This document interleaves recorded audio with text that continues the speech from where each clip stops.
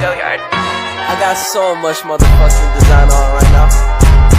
Break it down, bring it back, make it clap. I got 3 old thoughts, new block, where that thing. Bitches on my line, and you know they come straight. Hold up, what it not, 45, scope it cash like whoa. How you fucking with these hoes up? Assalamualaikum warahmatullahi wabarakatuh. Halo minasan, konnichiwa. Perkenalkan, nama saya Siti Masruroh dari kelas AK20C program Diploma 3 Akuntansi semester 5. Tujuan dibuatnya video ini untuk memenuhi tugas praktikum dan pemeriksaan akuntansi 2. Baiklah, silakan menyimak. Terima kasih. Baiklah, langsung saja saya akan menjelaskan yang pertama, deskripsi piutang. Apa sih piutang itu? Piutang merupakan klaim kepada pihak lain atas uang, barang, atau jasa yang dapat diterima dalam jangka waktu 1 tahun atau dalam satuan siklus kegiatan perusahaan. Piutang umumnya disajikan di neraca dalam 2 kelompok, yaitu piutang usaha dan piutang non-usaha. Lalu, apa sih piutang usaha dan apa sih piutang non-usaha itu? Piutang usaha adalah piutang yang timbul dari transaksi penjualan barang atau jasa dalam kegiatan normal perusahaan.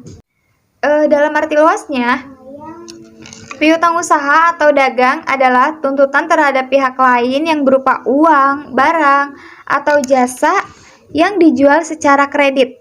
Dalam akuntansi, pengertiannya itu lebih sempit, yaitu untuk menunjukkan tuntutan pada pihak luar perusahaan yang diharapkan akan diselesaikan dengan penerimaan sejumlah uang tunai. Nah, pada umumnya, piutang usaha atau piutang dagang timbul akibat dari transaksi penjualan barang dan jasa perusahaan di mana pembayaran oleh pihak yang bersangkutan dilakukan setelah tanggal transaksi jual beli. Sedangkan piutang non-usaha timbul dari transaksi selain penjualan barang atau jasa kepada pihak luar, seperti misalnya piutang kepada karyawan, piutang penjualan saham, piutang klaim asuransi, piutang pengembalian, pengembalian pajak, piutang dividen, dan piutang bunga. Selanjutnya, yang kedua, ada tujuan pengujian substantif terhadap piutang usaha. Sebelum itu, kita harus tahu dulu apa sih itu pengujian substantif. Pengujian substantif itu merupakan prosedur-prosedur pengauditan yang dibuat oleh auditor untuk menguji atau mendeteksi kesalahan salah saji material dalam nilai rupiah yang mempengaruhi langsung keberadaan dari saldo-saldo dalam laporan keuangan. Begitu teman-teman. Selanjutnya kita akan mencari tahu apa aja sih tujuan dari pengujian substantif.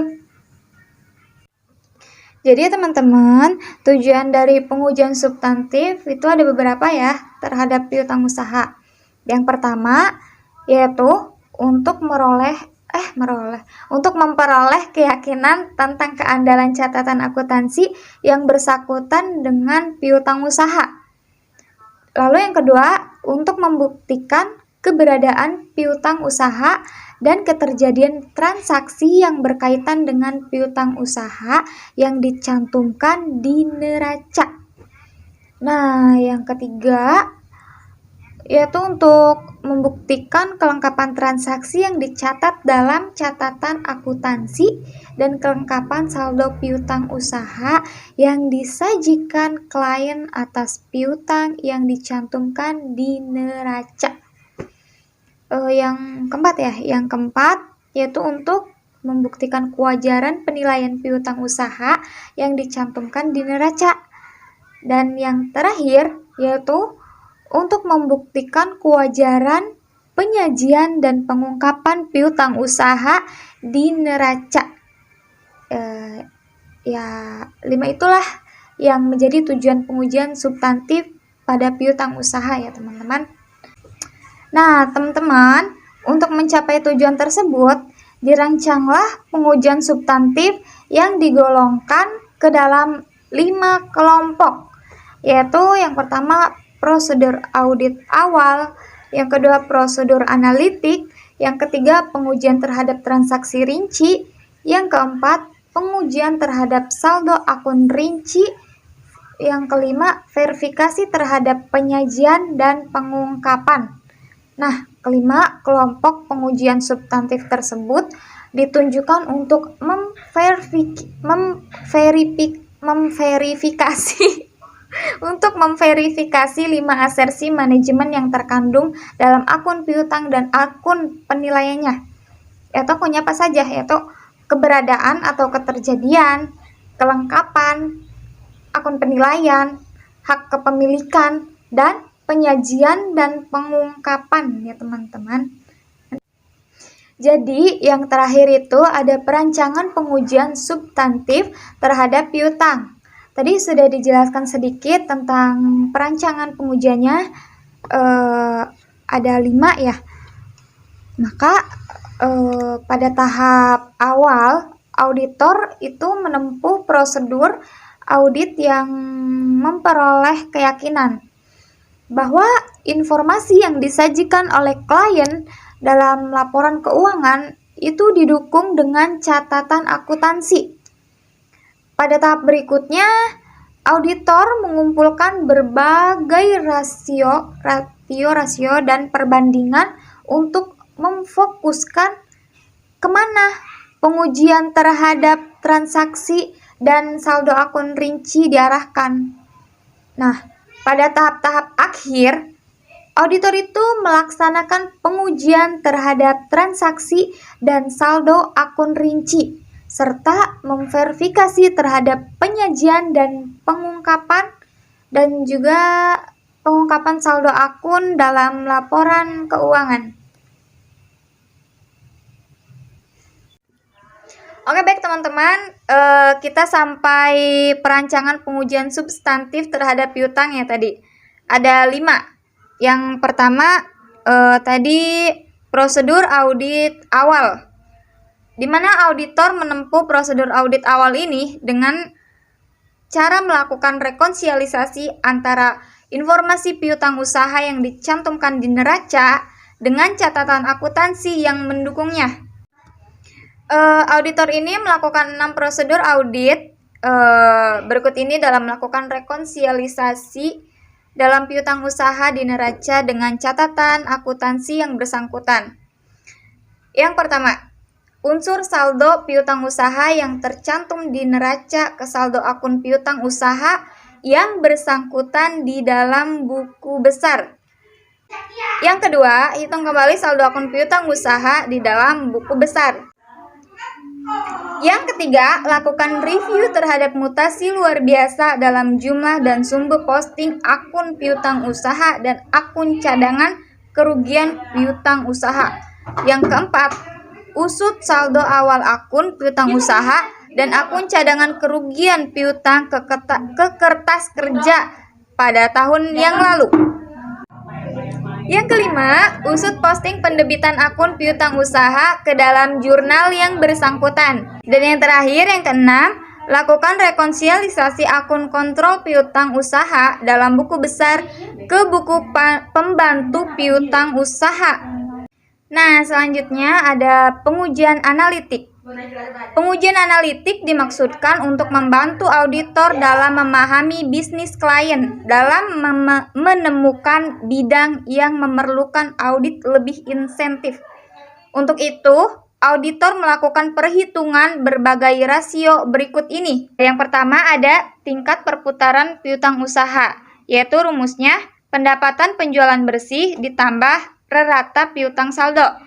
Yang kedua, ada rasio piutang usaha dengan aktiva lancar. Rumusnya adalah saldo piutang usaha ditambah aktiva lancar. Yang ketiga, ada rate of return on net sales. Rumusnya adalah laba bersih ditambah pendapatan penjualan bersih.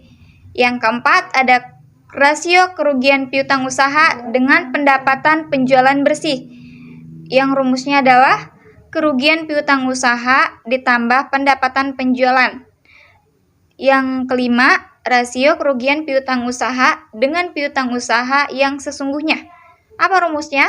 Rumusnya adalah kerugian piutang usaha ditambah piutang yang usaha sesungguhnya tidak tertagih.